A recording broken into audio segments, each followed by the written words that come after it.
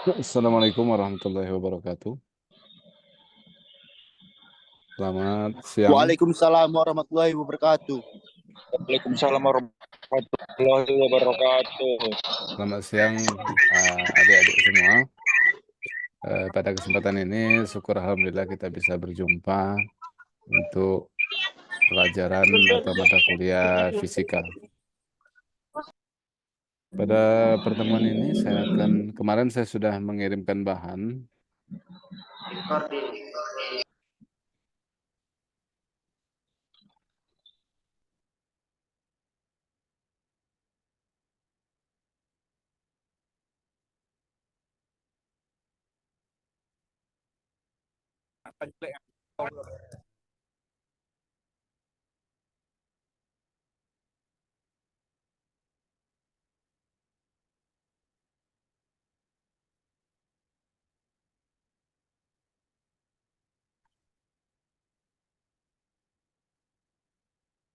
Oke, kita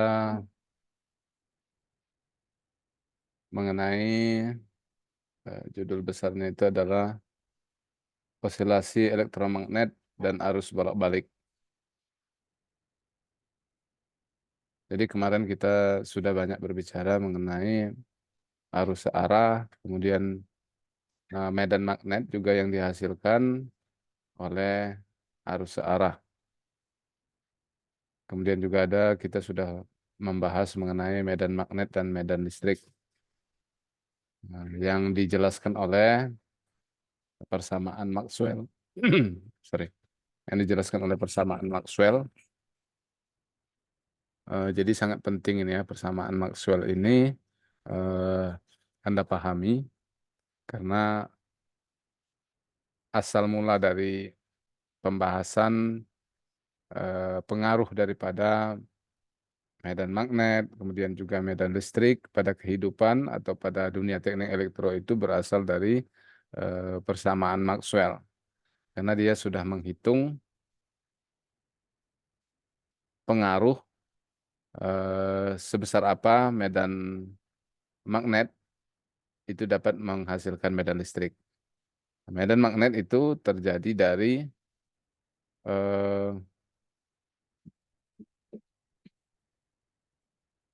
adanya perubahan fluksi magnet. Kemarin sudah dipelajari. Makanya ada arus bolak-balik juga sebenarnya asalnya dari perubahan fluksi magnet yang berubah-ubah. Jadi tegangan itu sendiri dihasilkan dari perubahan fluksi magnet. Kemudian fluksi magnet itu terjadinya berubah-ubah, maka juga terjadi tegangan atau arus bolak-balik.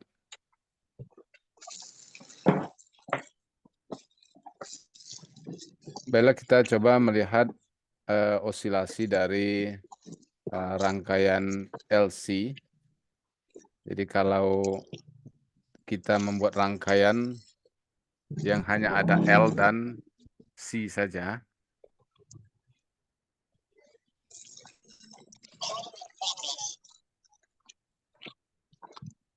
maka kita lihatlah rangkaiannya seperti ini.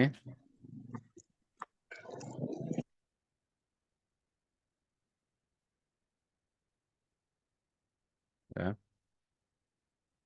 Di sebelah kanan ada induktor namanya.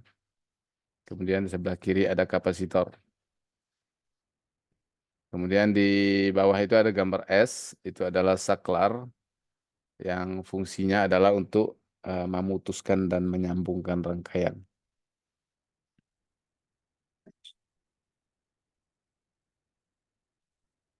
Jika kapasitor dalam keadaan terisi, jadi kan kapasitor ini kan menyimpan muatan listrik tersimpan di dalamnya. Jadi di situ ada elektron-elektron yang berada dalam dua keping yang berbeda potensial. Jadi di situ tersimpan muatan-muatan listrik. Kalau seandainya kemudian saklar ditutup pada kondisi rangkaian seperti kita lihat ini, maka akan ada aliran muatan arus, akan ada aliran muatan atau yang disebut dengan arus pada rangkaian. Karena sebelumnya ketika kapasitor itu masih belum dihubungkan kutub-kutubnya, maka muatan tadi dia terpisah antara positif dan negatif. Jadi yang dimaksud dengan positif di sini adalah hole atau lubang yang bisa ditempati oleh elektron. Jadi sebagai gambarannya kalau di kimia itu kan di kulit terluar daripada suatu atom itu ada sisa ruangan yang tidak ada isinya. Tentunya harus Anda tahu kalau mau berbicara ada isinya atau tidak. eh, di kulit elektron tersebut ada jumlah elektron tertentu pada setiap lapisannya. Jadi misalnya ada 8, ada 6, yang paling dekat dengan inti itu 2. Nah, jadi kalau seandainya pada kulit tersebut, di atom tersebut terdapat kulit yang seharusnya berisi 8 elektron, kemudian ada 6 cuma elektron di situ, maka berarti sudah jelas ada 2 yang kosong. 2 yang kosong inilah yang nanti bisa dimasuki oleh elektron lain. Nah, pada sebuah kapasitor tersebut dia masih keadaan terpisah. Terpisah antara positif dan negatifnya gitu. Ketika dihubungkan maka tentunya tadi yang hole tadi akan berusaha untuk diisi oleh elektron. Maka akan ada terus mengalir muatan listrik. Pada gambar ini muatan dari kapasitor ini akan mengalir dari positif ke negatif, positif ke negatif.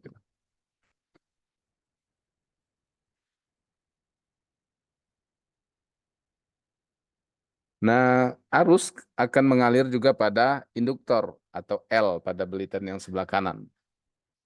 Arus mengalir pada induktor L sebelah kanan sehingga menimbulkan GGL induksi. Sebagaimana kita kemarin sudah berbicara bahwa arus DC atau searah sama dengan arus yang ada dalam kapasitor ini. Arusnya juga searah. Nah, arus yang mengalir pada sebuah belitan itu akan menimbulkan GGL induksi sehingga kedua ujung belitan tersebut akan mempunyai polaritas positif dan negatif. Jadi kalau pada eh, kapasitor adanya polaritas positif dan negatif tersebut karena muatannya yang dipisahkan. Tetapi pada induktor itu adanya positif dan negatif karena induksi daripada arus listrik yang melewatinya. Kalau kita melihat hukum Kirchhoff, maka tegangan eh, tegangan pada suatu loop tertutup itu sama dengan 0 penjumlahannya. Makanya di sini ada VC atau tegangan pada kapasitor ditambah VL tegangan pada induktor sama dengan 0. Atau VC sama dengan min VL. Atau VL sama dengan min VC. Itu sama juga. Ketika posisinya dibagi oleh atau dipindahkan ke kanan, tandanya akan berubah menjadi negatif. Lalu VC itu sendiri tegangan pada C itu adalah Q per C.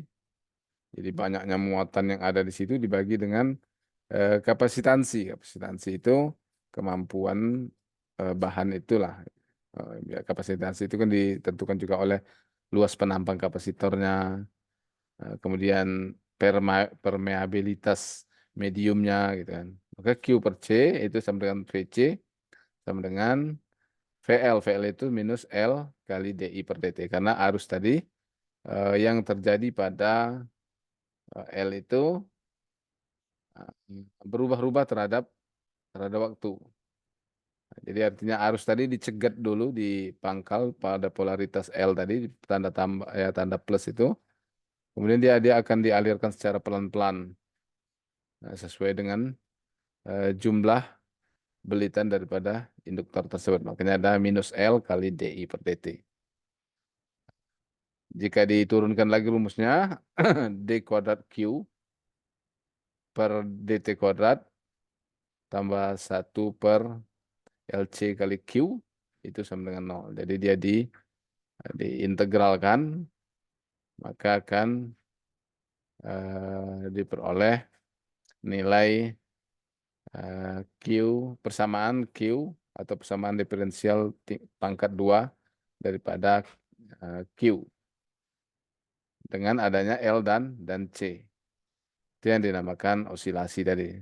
Jadi suatu persamaan diferensial yang solusinya berupa fungsi harmonik atau osilasi harmonik. Jadi itu secara rumusannya. Tapi kita secara filosofinya mengatakan bahwa kalau ada L dan C ini maka arusnya itu akan bersifat harmonik. Jadi tidak rata seperti arus baterai kan. Arus baterai itu rata. Tapi kalau arus yang terjadi antara L dan C ini dia bersifat harmonik atau gelombangnya turnai atau seperti sinusoidal. Kalau Anda bisa melihat gelombangnya akan seperti gelombang sinusoidal atau berharmonik. Harmonik itu ada turun naiknya yang namanya harmoniknya, harmonisa. Jadi jangan kita membayangkan kalau ada C kemudian dialirkan pada sebuah rangkaian tertutup, itu arusnya akan seperti arus eh, pengosongan muatan kapasitor. Anda kan tahu kan mungkin arus pengosongan kapasitor itu dia bentuknya eksponensial terbalik. Nah, jadi makin lama dia makin kecil tapi bentuknya eksponensial.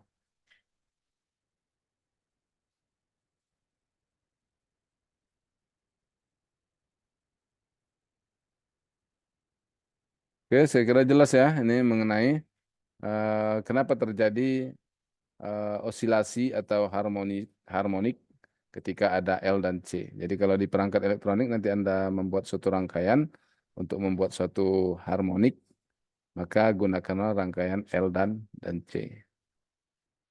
Apakah dia dipasang paralel atau dipasang seri, tergantung dengan eh, nilai yang diinginkan. Jadi kan kalau kita mau membuat osilasi gelombang atau frekuensi tertentu, maka pasangkanlah L dan C, kemudian kita masukkan arusnya, akan muncul gelombangnya. Nah, nilainya harmonik tersebut, mau berapa frekuensi yang kita produksi, itu tergantung dari perbandingan perhitungan nilai L dan C. Oke, jelas yang ini ya, masalah osilator ini. Karena di perangkat-perangkat nanti banyak Anda mungkin akan menemui yang namanya osilator. Osilator, nah, minimal Anda sudah tahu lah dasarnya kenapa bisa terjadi osilator tersebut. Persamaannya ini adalah D kuadrat Q per dt kuadrat tambah 1 per LC Q sama dengan 0. Q itu sendiri adalah muatan. Muatan muatan itu ya listrik yang dialirkan ke dalam rangkaian itu.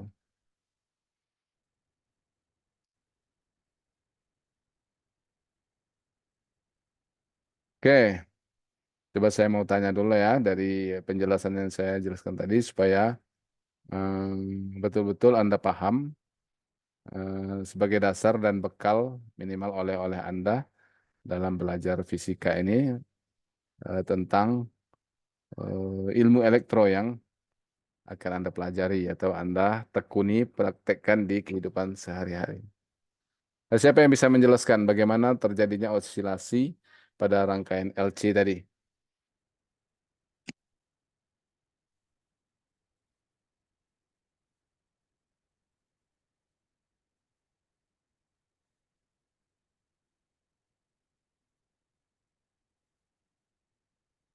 Ada yang bisa? Coba dijelaskan dulu. Seperti yang saya jelaskan tadi.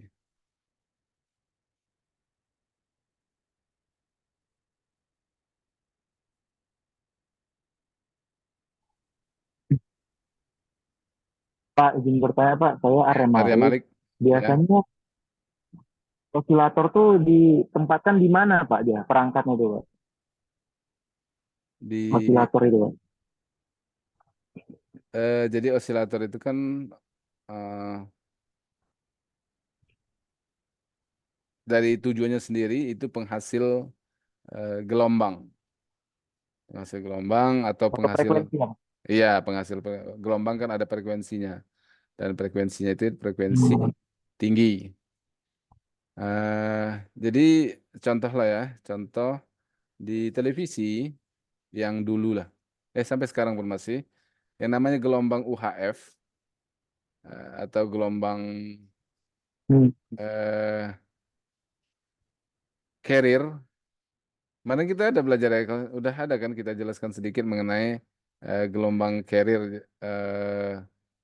pada gelombang radio kemarin. Nah, jadi ada modulasinya, ada yang FM, ada yang AM kemarin. Nah, di pemancar televisi, dia kan harus menghasilkan gelombang carrier tadi yang eh, frekuensinya tinggi.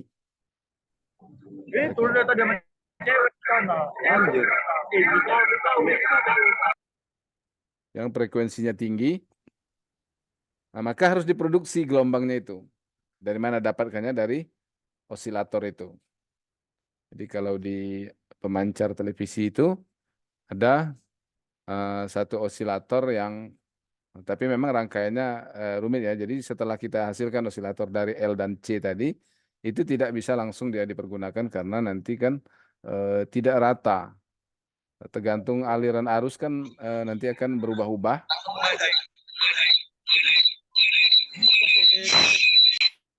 Aliran arusnya akan berubah-ubah sehingga nanti frekuensinya nggak sama. Misalnya contohnya frekuensinya eh, 519,25. Saya masih ingat loh ya frekuensinya di apa di Trans TV itu di kanal 27 519,25. Maka itu dihasilkan dari osilator ini tadi.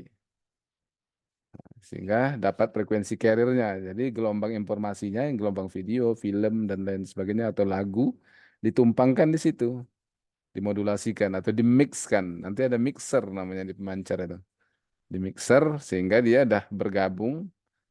Kalau nanti Anda menggunakan persamaan matematika, jika ada dua gelombang dijumlahkan, maka akan terjadi gelombang baru. Ada juga gelombang itu bisa dikalikan. Dikalikan sehingga dia juga menghasilkan gelombang baru, tapi akan berbeda dua gelombang yang dikalikan dengan dua gelombang yang dijumlahkan. Nah, jadi itu tadi ya untuk di mana penempatannya di radio juga ada karena radio juga menggunakan gelombang eh, dalam orde megahertz, misalnya 107,3 megahertz misalnya kan dia eh, itu gelombang carrier-nya, gelombang informasinya ya radionya apa? Al-Fatih kan misalnya. Jadi semua suara musik yang ditayangkan oleh Radio Al-Fatih itu ditumpangkan di 107,3 tadi. Gitu Arya Malik mungkin kira-kira mungkin atau apa kok masih kurang memuaskan mungkin jawabannya mungkin bisa dicari lagi karena saya pun tidak terlalu fokus ke masalah gelombang ini. Tapi seperti itulah kira-kira di mana Oke Pak. penempatan osilator itu ya. Nah, Bapak sudah jelas Pak. Bu Ana Akbar, matikan rokokmu. Santai kali Anda kuliah ya, mentang-mentang online sambil merokok. Di mana tuh posisimu? Di mana Bu Ana Akbar?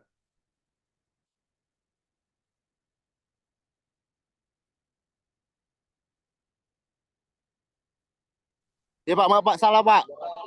Di mana posisimu?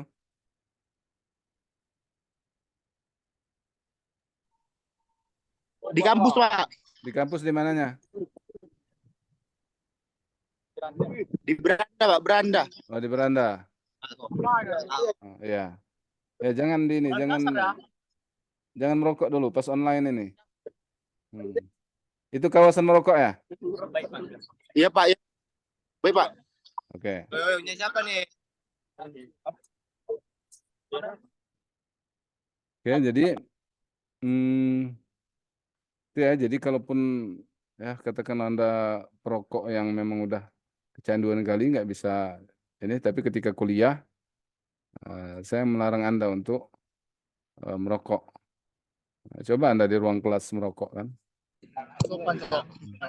Saya bikin. Jadi ada tata tertib sopan santun ketika Anda kuliah, enggak sebebasnya seperti itu. Coba tadi saya kan menanyakan bagaimana, coba Anda jelaskan oscillasi yang terjadi antara rangkaian LC. Seperti yang sudah saya jelaskan, minimal seperti yang saya jelaskan tadi. Ya. Gimana cara Anda menjelaskannya? Bagaimana osilasi yang terjadi pada rangkaian LC? Coba Aulia Rian Hidayat. Bang Aulia.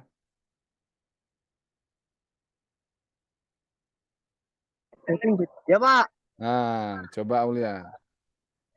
Anda jawab dulu.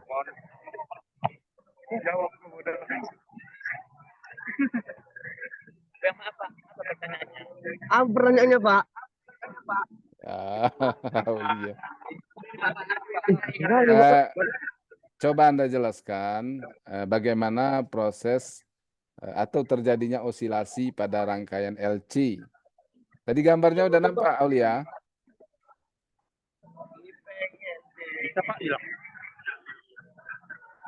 Ya, Aulia? Apakah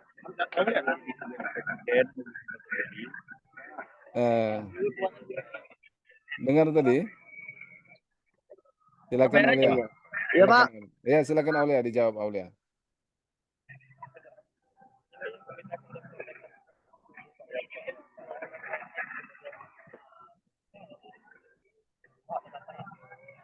Apa kata Bapak itu tadi? Silakan dijawab Aulia. Aulia, halo. Silakan dijawab.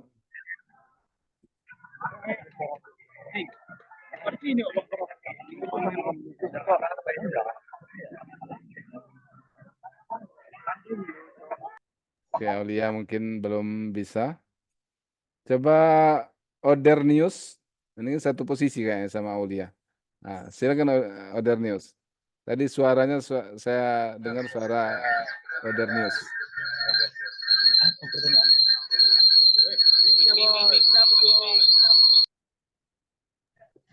Ya Pak. Nah, coba jawab dulu tadi penjelasan tadi mau ngajari si Aulia tadi kayaknya. Coba ulang pertanyaannya Pak. Coba jelaskan. Siapa sih? Coba jelaskan. Aduh, storing suaranya. Coba jelaskan proses osilasi antara komponen L dan C pada suatu rangkaian.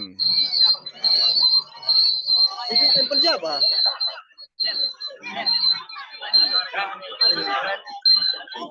Hah? Ya, Order News. Suara nyaring siapa? Ini Samuel. Ini semua dia Pak. Taruh. Apa aja?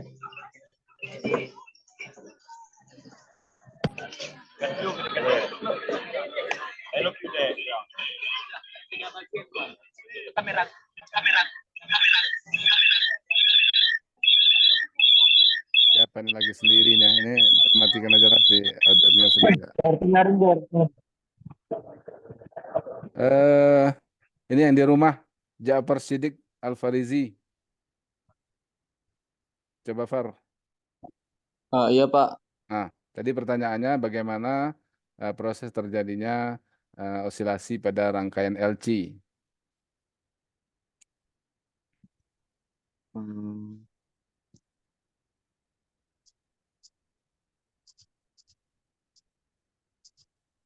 Jadi ada dua Japar. Dengar Japar. Iya Pak. Jadi di dalam satu Iya, Pak.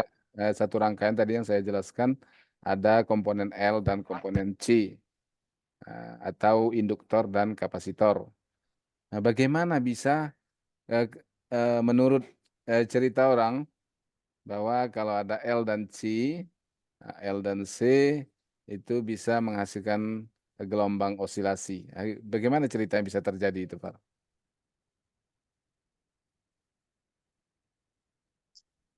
Em,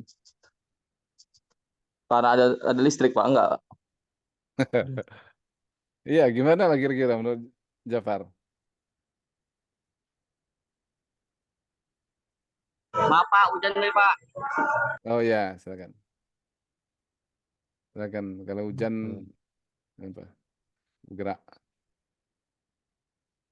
Tadi udah saya jelaskan, Far. Ini kalau ini saya lihatkan lagi ya, Far ya. Nah, ini Far gambarnya Far. Nah, ini ada L sebelah kanan dan ada C atau kapasitor sebelah kiri. Nah, gimana dia bisa terjadi osilasi itu?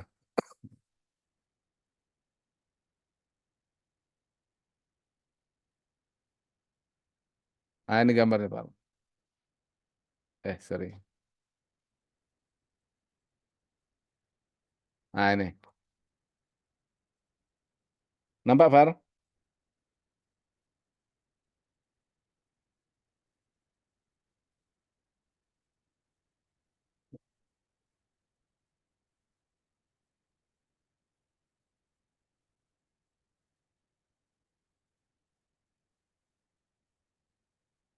Ya, nampak, Far? Silakan, Jafar.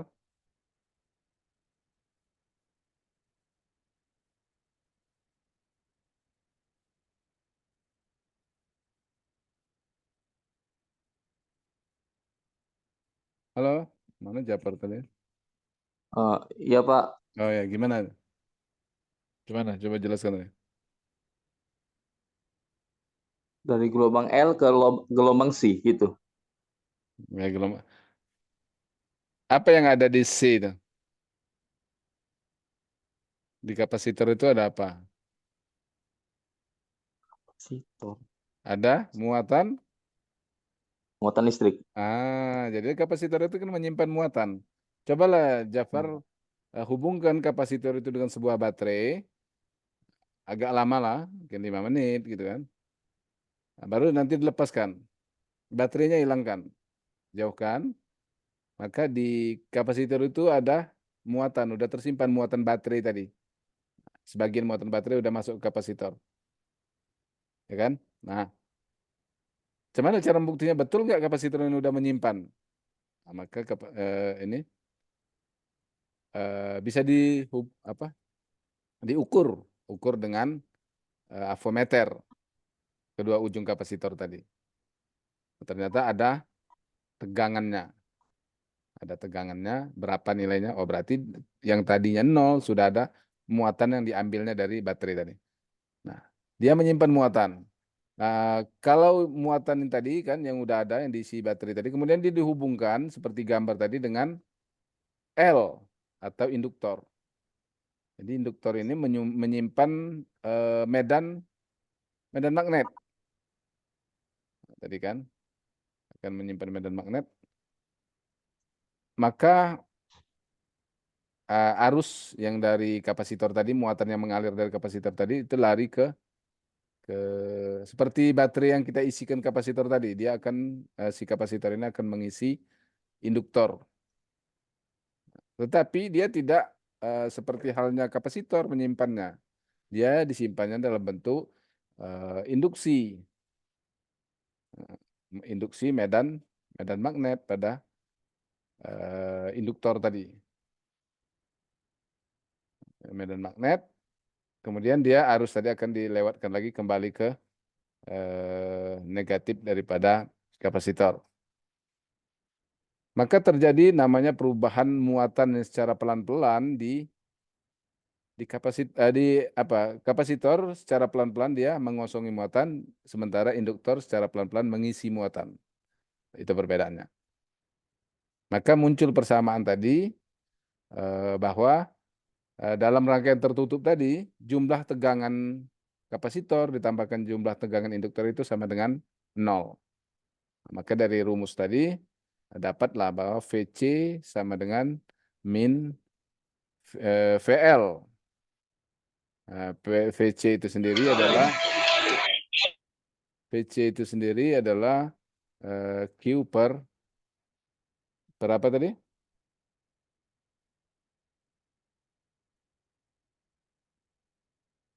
Q per C. Kemudian VL L kali dQ per dt minus L kali dQ per dt. Kemudian diselesaikan persamaannya, didapatlah d kuadrat Q per dt kuadrat ditambah 1 per LC d dQ per dt itu sama dengan 0. Nah, dari persamaan tadi, berbentuk persamaan diferensial orde 2, itu akan muncul gelombangnya kalau diselesaikan hasilnya adalah gelombang osilasi. Masalah frekuensinya tergantung besar L dan C, atau besar induktor dan besar kapasitor. Atau secara filosofisnya tergantung seberapa besar kapasitor tadi mengirimkan muatan, mengalirkan muatan pada induktor tersebut. Itu. Jadi timbul nanti ini